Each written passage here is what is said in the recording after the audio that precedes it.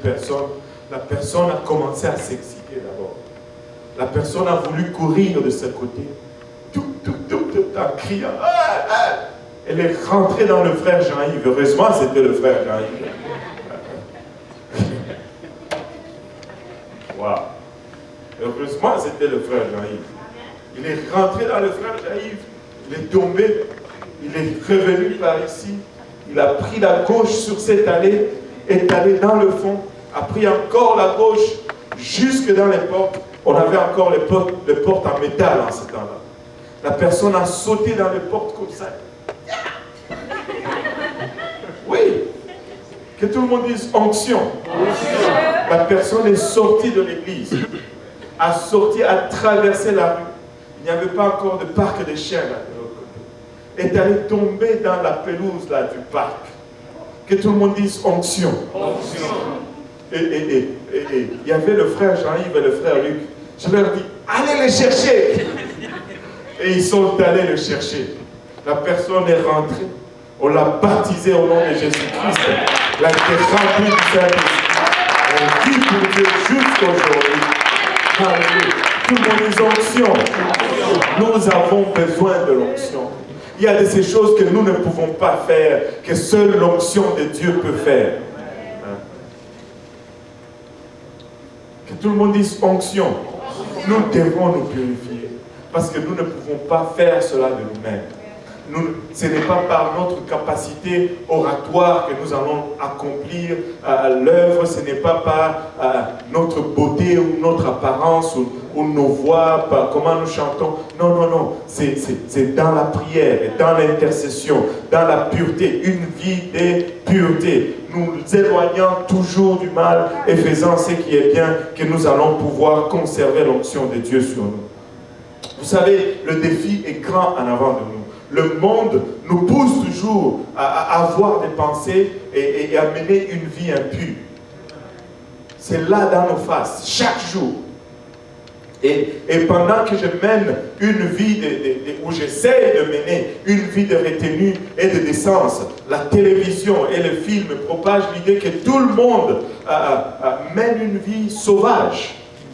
Que tout le monde passe du temps dans la débauche. Et que je suis vraiment en train de passer à côté. Je suis en train de manquer le grand festin ou la grande fête qui se vit dans le monde aujourd'hui. Et tu vis un peu sous cette impression que tout le monde est en train d'avoir du plaisir sauf toi.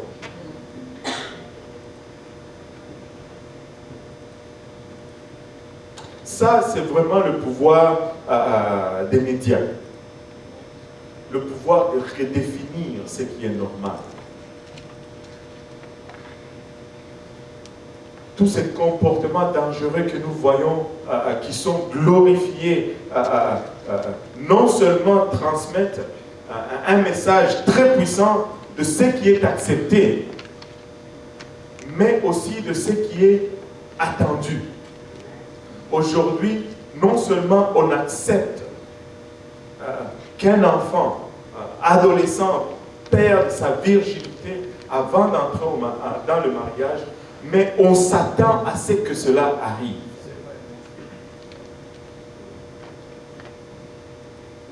Non seulement on l'accepte quand c'est arrivé, mais on s'attend à ce que cela arrive. On fait la promotion de la débauche depuis l'enfance. Oh, qui sont cute! Ça, c'est son petit copain. Quel petit copain? Pas avec nos enfants. Vous savez, ils pratiquent littéralement le divorce. Ils s'entraînent à divorcer. Tu sais, oh, petit copain, ils se lient sans... Il y a des liens émotionnels qui se font. Et puis après, elle écrit un petit note, oh, j'ai cassé avec toi, maintenant je suis avec Paul. Il envoie la note, puis l'autre pleure, à 12 ans. Pourquoi est-ce que la personne pleure? C'est parce qu'il y a eu un lien émotionnel. Et tu vas d'un lien émotionnel à un autre, et tu le brises, tu le lis, tu le brises, tu le lis, tu le brises. À un moment donné, tu es habitué à briser ces liens.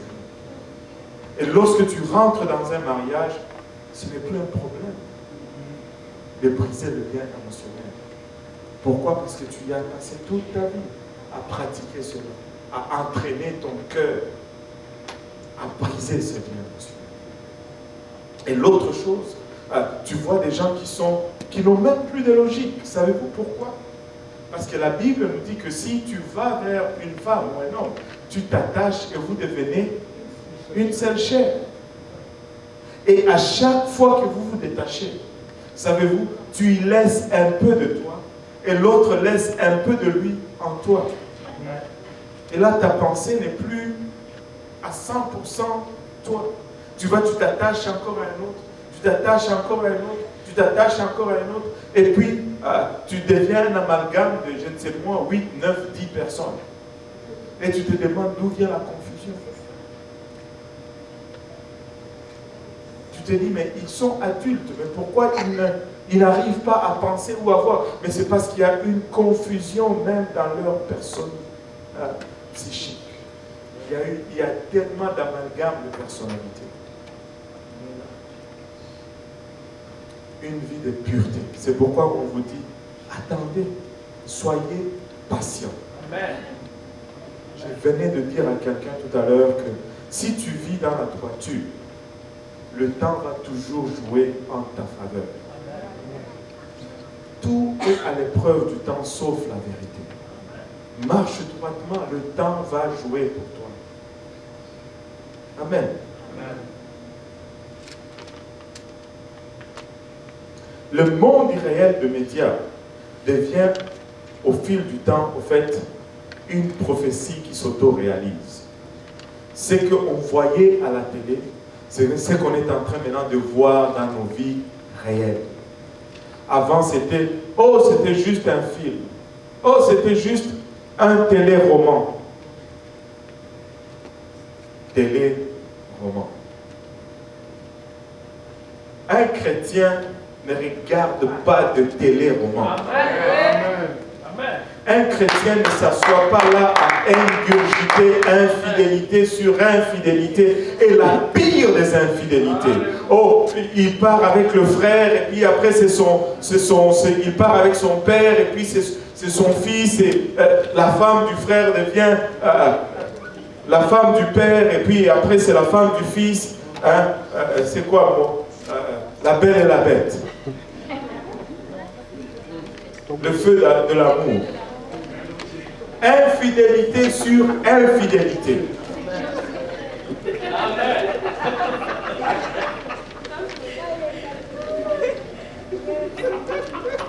C'est quoi? C'est pas la belle et la bête. C'est quoi? Je sais que c'est la belle et quelque chose. Ou la bête et quelque chose. Il n'y a pas quelque chose, la belle et la bête. Pardon? Et il n'y a pas un téléroman La Belle ou quelque chose. Dites-le moi. La Belle et la Brute. La Belle et la Brute. C'est La Belle et la Brute. Anyway, vous savez de quoi je parle. Il y en a qui sont accros à ça au point où ils enregistrent même. Quand ils ne sont pas là, ils enregistrent. Mais c'est payer un CD pour écouter une prédication, c'est un problème. Mais ils vont enregistrer le téléroman pour pouvoir se rattraper. Vous savez, Dieu va pas seulement détruire ceux qui font ces choses, mais il va également détruire tous ceux qui y prennent plaisir. Anyway, je pensais que la leçon allait être courte. Vous savez, à chaque année, il y a environ 350 caractères qui apparaissent en primeur à la télévision. Différentes personnalités. 350. Ça, c'est presque un caractère nouveau pour chaque jour. Et si on regarde, il y a une moyenne de 7 d'entre eux qui se font assassiner chaque nuit. Et si ces taux seraient vraiment appliqués dans la réalité, alors, en seulement 2 mois, tout le monde en Amérique du Nord serait tué. Et la dernière personne restante pourrait finalement éteindre le diable vision. Après qu'il ait tué l'autre, il n'y a plus rien à faire. Et chaque année, il y a environ en primeur à la télévision 65 000 références sexuelles.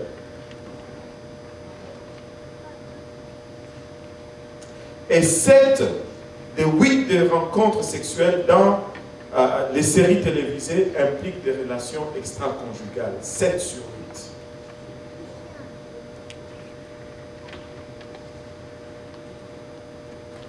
« 7 sur 8. Ce n'est pas des relations normales. Est-ce là la réalité vraiment de notre société?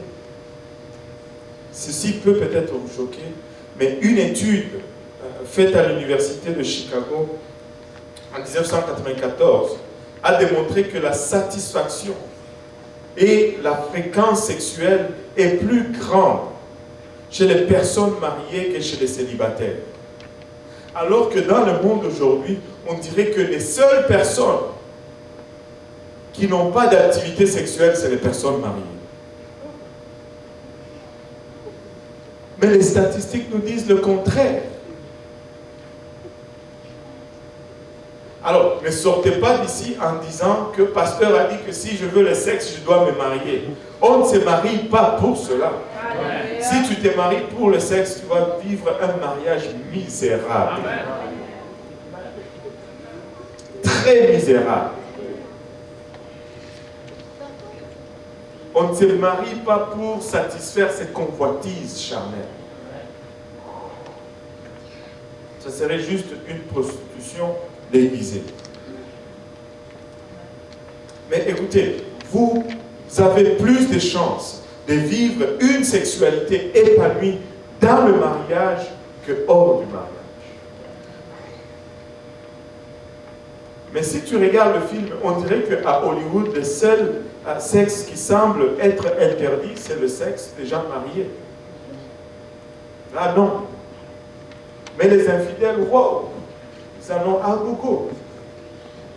Maintenant, une autre étude vraiment de référence qui a été faite également en 1994, qui est intitulée Sex in America, a Definitive Survey, ou le sexe en Amérique, un sondage ultime, a révélé que la fidélité conjugale est beaucoup plus forte que le média le présente.